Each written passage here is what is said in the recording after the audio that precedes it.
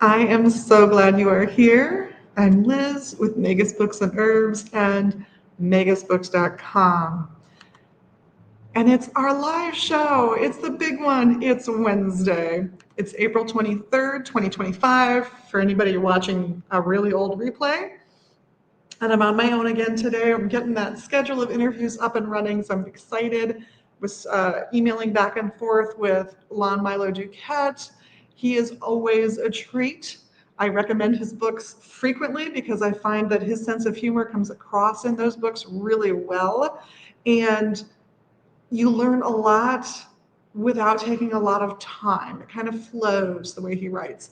So whether you're looking at the Book of Ordinary Oracles or my favorite beginner Kabbalah books, which is the Chicken Kabbalah and the Son of Chicken Kabbalah, or My Life with Spirits, or any one of a number of other titles, he's a treat to read, and he will be wonderful on the interview when he arrives in a week or two. I hope. We'll see. I told him he gets his pick of Wednesdays. I'm excited.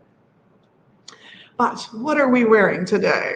Well, I have on a few rings that I like. Now, this one is always on. This is my vow renewal ring with my partner, who has since passed.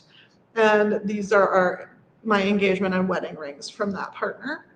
Um, yeah. I still have them on. I'm still happy with them on. We'll see one day what happens. But the other rings I'm wearing, I've got this one is Larimar stone, and you got to look at this guy.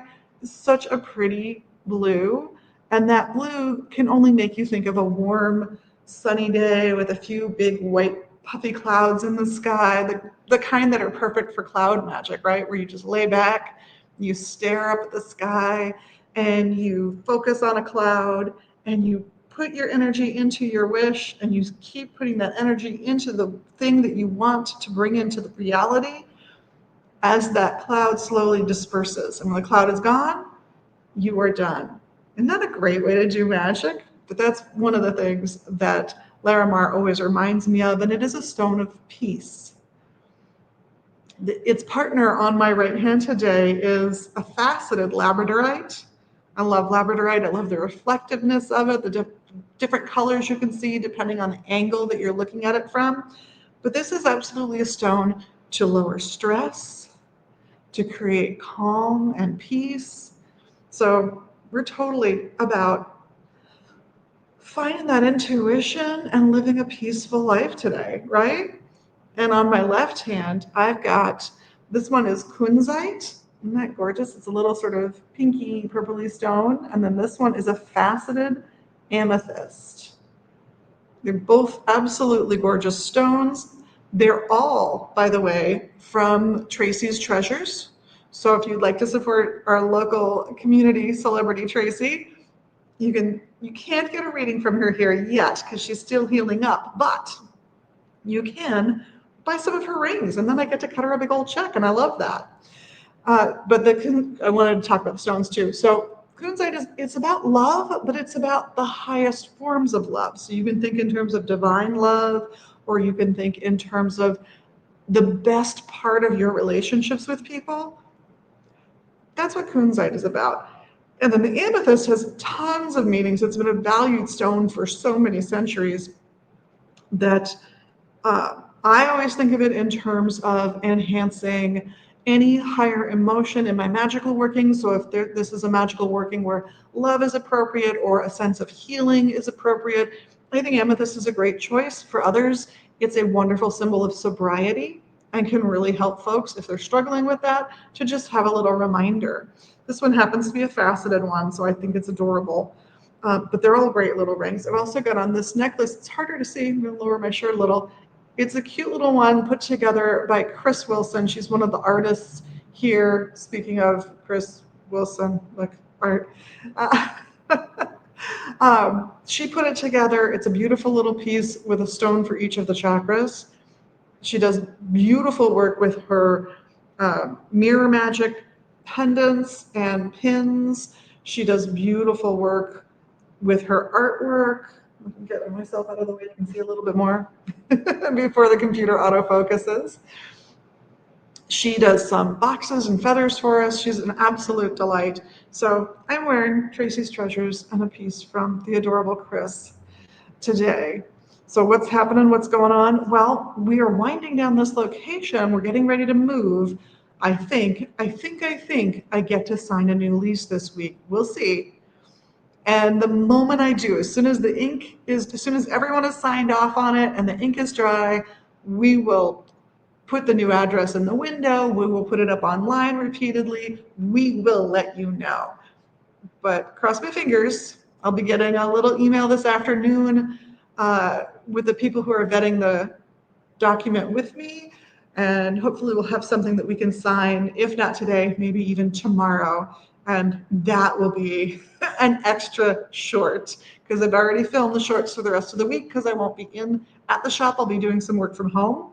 So you have wonderful things to look forward to this week on rutile quartz, on numerology sort of 102. I said we'd get into it a little bit, so I'm doing that.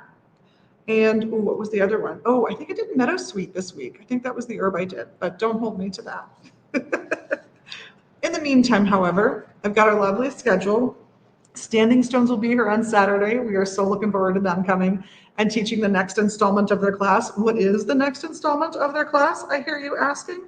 Well, it will be April 26th. They will be starting a 3-part series on various divination methods.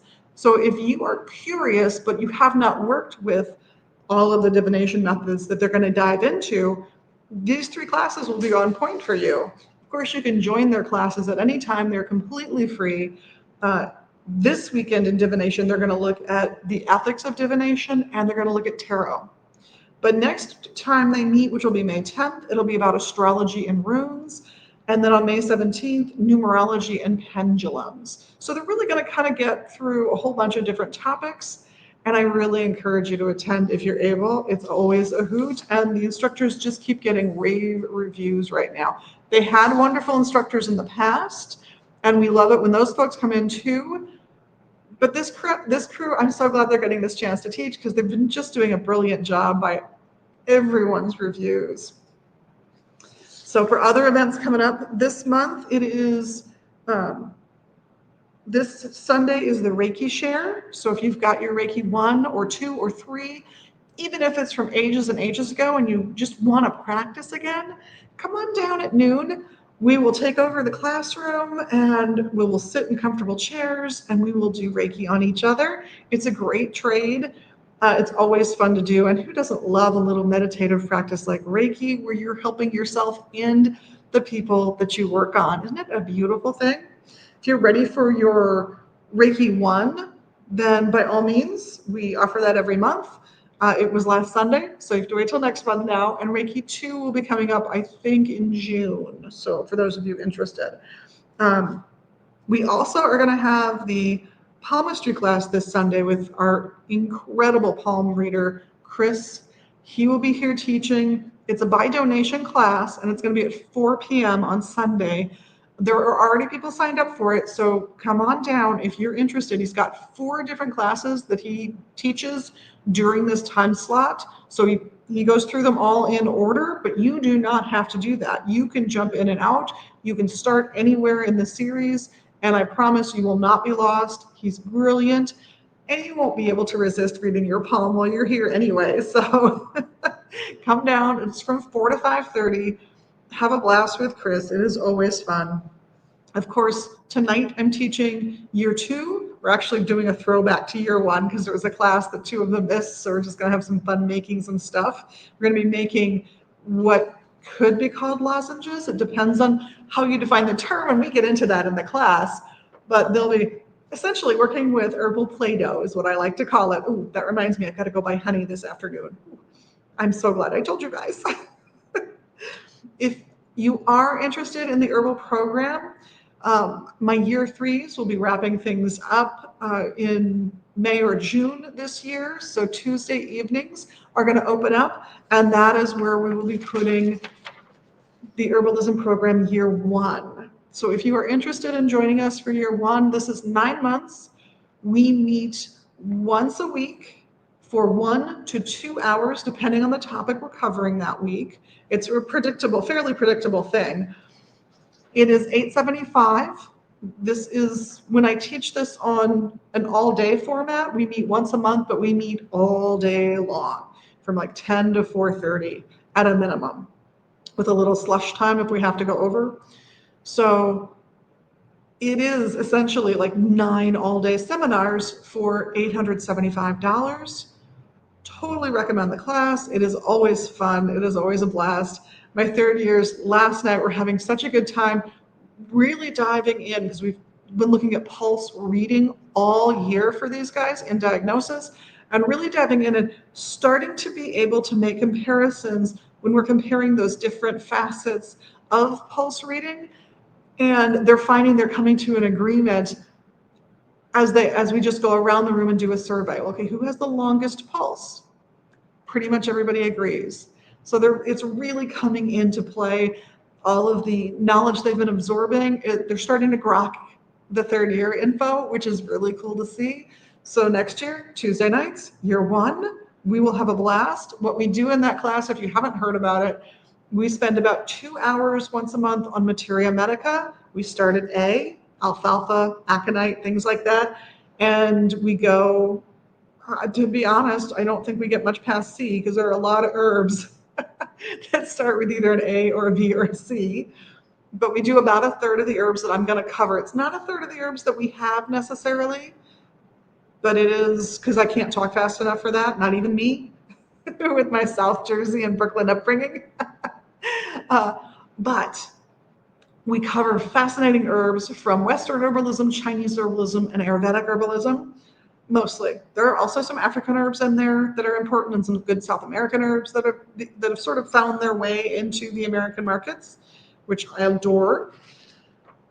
In the body and its relationship to herbs, we talk about a part of your body. Like we'll cover the lungs at one point. We'll talk a little bit about the physiology, the anatomy of your lungs, about 20 minutes. But it's an hour and a half long class where we are making distinctions between different herbs that get used for lung health.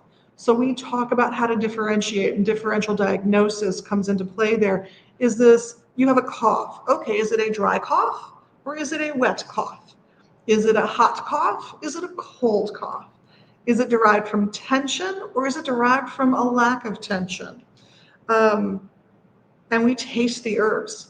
So that you also develop a taste, sort of a physical library of tastes, so that you can start to distinguish also by taste, what is this herb likely to be good for? Which of these states of being, too hot, too cold, too wet, too dry, too tense, too loose, is this herb likely to be helpful with?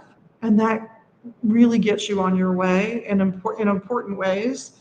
We talk about how to approach these herbs. We also have a remedies class in year one where we absolutely make at least one type of remedy that we discuss in the class itself. We could discuss 3 or 4 types of remedies, but we'll definitely make something that's about an hour each week. It starts super simple. First, we just come to an agreement on what is an infusion? What does that mean when I say standard infusion? So I can use that language throughout the 3-year program for you. But by the end of the year, we're making lotions and lozenges and all kinds of fun stuff. And the last class, the one I have not mentioned yet, is diagnosis. These are all non-invasive diagnostic methods that are used around the world in a variety of healing traditions and modalities. We explore them. We talk about how many you need for your diagnosis to be given a little bit of weight, and how to work with them. And we practice them as well. That's another hour-long class. So you end up at the end of the month with 6.5 hours of class, basically, which you can see why in the all-day seminar format that we're doing for year one this year, once you add in the lunch, a few 15-minute breaks, it's all day. If you need the payment broken into parts, we're asking folks to start those payments in June, and then we can divide it into 3 monthly payments, so June, July, and August. All class fees are due by the first class in September, which will be the first Tuesday. Boy, that was a lot on that class. It's a big class, though. If you are looking for a little divine guidance, I've got the reader's schedule here for you. So come down today. I am thrilled because we have Megan, who's been a big hit. People are loving Megan's readings. She is here from noon to 6, the whole time we're open today. So as soon as I'm done here, I'm probably letting her in. Friday, Ravenwolf will be here from 1 until 4. And on Saturday, Ravenwolf and Megan share the day. We start with Ravenwolf from noon until at least 2 p.m. And Megan comes in from 3 until 6. Now on Sunday, we have the amazing Doc Murphy, who you might have seen on a short recently because she decided to do a little short for me for TikTok and for Blue Sky. So go check them out on a form of magic that she practices and adores and loves. Monday, of course, we have Morpheus to interpret your dreams. He is a delight. He's in from 2 to 6. And on Tuesdays, we have Ravenwolf from noon until 3. And his apologies for anyone who looked for him yesterday. He had the wrong start time in his head and came a little late. So Megan, I'm sorry. He should have been there. And I'm sure you guys will touch base soon. So I would do what am I drinking, but I haven't had time to make tea yet. I've just been insane, mostly trying to get that new location locked out, to be perfectly honest. I'm wondering if I need to find somewhere else because it's 11th hour and I'm like, why aren't we signed? But it looks like we're moving, so I'm happy about that. I want to let you all know that Fred Soul of the famous Fred Soul's incense has canceled 4 cents of his incense. Happy Hemp is no longer available. The relatively new Fireplace Pine is gone, and the new, was the Cosmic Sandalwood? No, it's not. There's another one that's gone that I'm not thinking of. And sadly, an oldie but a goodie like the Happy Hemp, Sage and Cedar is gone. This is the one pack that is left. And it may be the one pack left in the entire world. I just don't know. But it's here. It's in that lower price point that they have of $18.75 for a 20-stick pack. This is the last pack. It's the last pack I'm ever going to be able to get. So if you loved this one, grab it while it's here. Yikes. We also got in fabulous new things. I'm very excited to say. The current issue, Volume 2, Issue number 3 of Better Homes and Dykes, fresh off the presses, is here. Good looking issue, fabulous little issue. Very, very little, sexy little picture on the back too, I gotta tell you. I'm not sharing. You gotta come see. I have 1 copy left of the previous issue. So if you are interested in Volume 2, Issue 2, the Winter 2025, also a great read, come and grab it while it's here. They're both up, prominently displayed, so you can find them pretty easily because we really don't carry periodicals anymore, except for the truly worthy Better Homes and Dykes. I'm so looking forward to seeing those folks soon. I wanted to talk about the fact that it is the waning moon in Pisces, and I wanted to talk a little bit also about where the sun sign that we've entered into for fun today. So we're in the waning moon of Pisces. So if you're thinking magically, what's a waning moon for? A waning moon is for making things be reduced or even just gone. It's for reducing or eliminating something.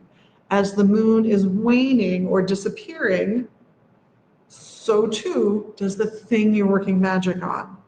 So this is a really good time to work on getting rid of habits that you don't want anymore or letting go of old wounds. This is the waning moon in Pisces. So I would think that intuitive and emotional work would be really well done right now. So if you are letting go of stuff, you might find it a little easier right now to be doing that, and you might want to add a little ritual action to it. So what could you do? Well, a simple one would be to light a small candle and let it burn all the way down. You might anoint the candle before you light it with a scent or an oil that you think reflects what you're letting go of.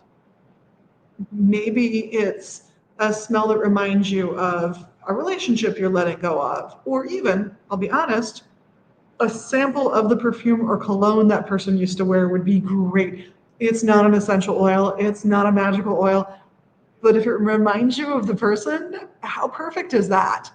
So let that thing burn all the way down. Put it somewhere safe, just in case a cat or something knocks it over.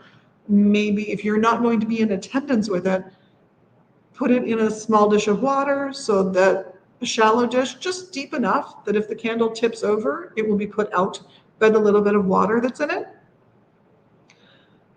But if you can be there and just work on that letting go, so much the better. That's why I did say small candle. I think a small candle is ideal because you can stay and work on that magical process as you watch that candle burn down. So it kind of depends on how big your candle is and how much patience you have for this project. You might come up with something really simple to chant while you're watching this candle burn down and disappearing your issue, whatever it is that you need to get rid of.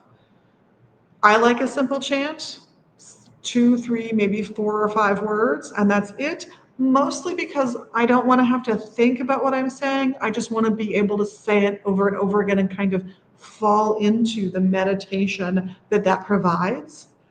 But you be you. If you want to write a 20 stanza poem that you must read on a scroll before the candle, go for it. Who am I to tell you not to? So this is a great time to think about letting go. And again, it might be a little easier to let go right now. But that's a little bit of waning moon Pisces for you. In terms of what sun sign we're in, happy birthday, all you Taurus people out there. I have a few Taurus treasures for you guys to see. Classic colors for Taurus tend to be pinks and greens. If you are Taurus and you love pinks and greens, congratulations. You may get something pink or green, especially if your friends are watching. But I have all kinds of cute things. I have this adorable little bag. I've got a whole bunch of these in a lot of colors, but I thought this one was really cute for our Taurus friends. Happy birthday, oh sister of mine, by the way, another Taurian. That would be a good example of green. Here's a pink. Doesn't really go with the pink I have on today, but here is a gorgeous pink scarf for you to adorn yourself with. Very Taurian. And for some stones that you might think of when you think of a Taurus, I have for you this little example. So I've got in there some gold tiger's eye and some sodalite, and I believe this one is a black tourmaline. So very traditionally associated with Taurus. So if your sun is in Taurus at birth, making you a Taurus, these are all things that make sense for you. They're all associated with that Taurian energy. But you might feel drawn to these if your rising sign is in Taurus, or your moon sign is in Taurus, or you just have lots of planets in Taurus. Some of us have a ton of planets in one sign, and that's all good. If you're curious to know more about what it's like to be a Taurus, who their fun partners are, what other associations are, I have a few books left in this line. This is a quick read. It's a super fun, easy read. So if you're buying for someone who's not a big reader and isn't super into astrology yet, but is curious about themselves in the context of astrology, this is a great book to read. And I would get this for grown-ups, and I get this for teenagers and tweens, like in a heartbeat.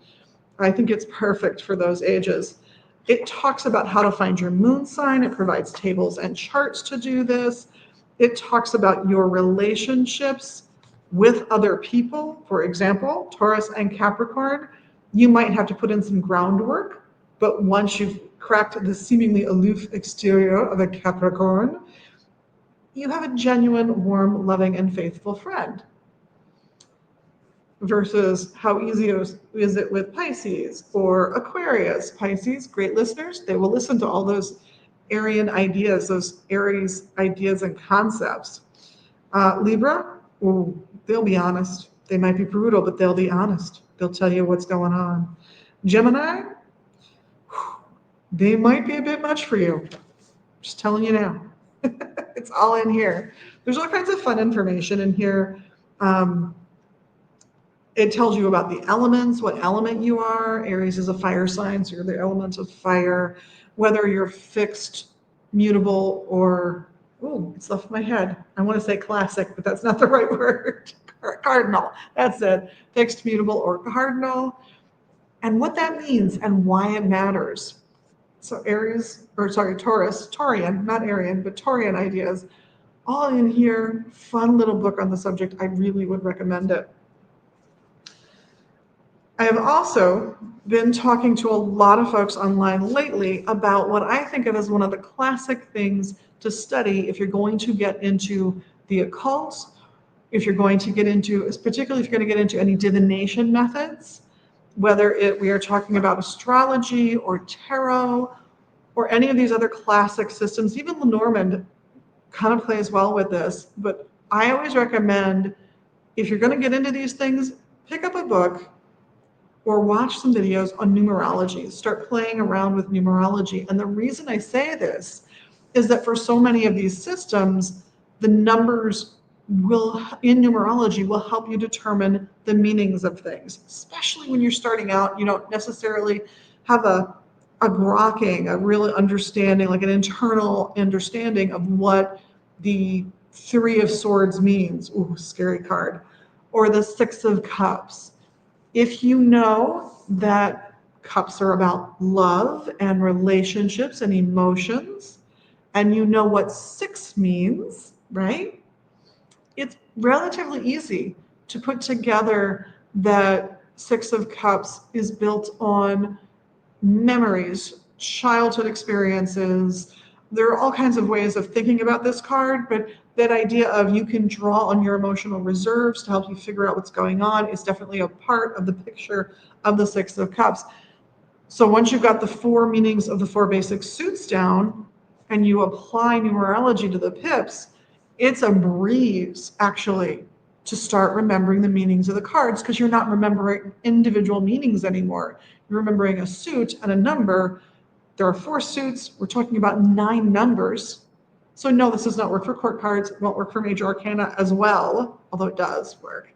But for those minor pip cards, the minor arcana pip cards, the ones that are not the page, the knight, the queen, the king, or the princess, the knight, the king, the queen, however it's being done in your deck, including some of the really wild ones that are just different forms of animals, which is adorable. This will get you so much closer to getting things memorized for your first round of learning that I think it's invaluable to pick up one of these guys. So we did do life purpose number I talked about it in one of these shorts, and then I showed it in the TikTok and Blue Sky posts what Magus Books and Herbs adds up to, which is 6. Is it 6 or was it 5? Because I left a number out. It was 5. It's 5. So 6, 5, 8. Adventure. I remember that. I'd have to add them up again, I think.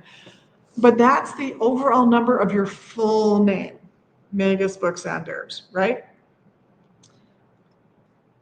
As you received it at birth. Then you play around with the names that you've maybe adopted since then, like everybody calls me Liz. My first name isn't Liz, my first name is Elizabeth. And I hope one day to be grown up enough to be called Elizabeth, but until I am, I like Liz. Keep in mind that's juxtaposed by the Winnie the Pooh poem about staying 6 forever and ever. So I may never grow up, and I'm good with that. But grab yourself a good book on numerology. We've got a bunch here. This is just one of them. And dive in if you are getting into any form of divination or even magical workings, because it will start to give you a handle on information that otherwise can feel completely overwhelming, like memorizing 78 tarot cards. Some oracle decks will take this kind of information into account as well. Like I said earlier, the Lenormand more or less does. Lenormand decks are not tarot, so they're oracle decks because they don't follow the rules of tarot. But it's a very old system. There's no major arcana. It's just playing cards. And it's very, very, very, very similar to what my little immigrant grandmother taught me on a rainy Saturday afternoon when we were stuck inside, and she taught me how to read playing cards. Very much the same art, Most of the meetings are identical to what I can remember her telling me when I was a kid. And it was a fun way to pass a Saturday afternoon, or 2 or 3, to be honest. So totally recommend it if you're getting into tarot, astrology, if you're getting into Lenormand. Kipper is another one that this can sometimes be really handy with. Oracle decks, it varies. Other Oracle decks, like individual ones that are not their own trends yet, can be a little different. So they may or may not take into account numerological information, but if they do, it does make life a lot easier learning to read that deck. So, one, if you're a creator, wow, I encourage you picking up a book on numerology. But two, if you're a reader or a budding reader, totally think it will enhance your ability to learn these systems quickly. And then you have more time and space to pick up the refinements and the details because you get the basics down right away. So I will be continuing on Divine Saturdays to run through some basics of numerology. So we did the life's purpose for Magus Books and Herbs. We will be going through some of the other standard numerological ways of reading a name and birth date for Magus Books and Herbs on several successive Saturdays. I'm really looking forward to that series. They're all 5 minutes or so, so it's not a big commitment. You can find them on YouTube and Facebook because I post them after they go live. And I will also be posting shorts from those. So as many as the system will generate for us. So look out for those, have fun with them. I am just about ready to wrap things up here. I'm looking around to make sure I haven't missed anything. I love ending just a hair early just because I'm the only one here and I got to go get that store open. But thank you all so much for watching in the live, on the replays. Thank you for subscribing, for liking, for commenting, for sharing. Love the comments, love reading them. We'll respond often to them. If you're liking us on TikTok, you can expect a heart on one of your videos back. It's one of the things I really love doing in our social profiling stuff and our social promotions. So from myself, Liz, and the whole crew here at Magus Books in Minneapolis and at magusbooks.com, thank you and blessed be.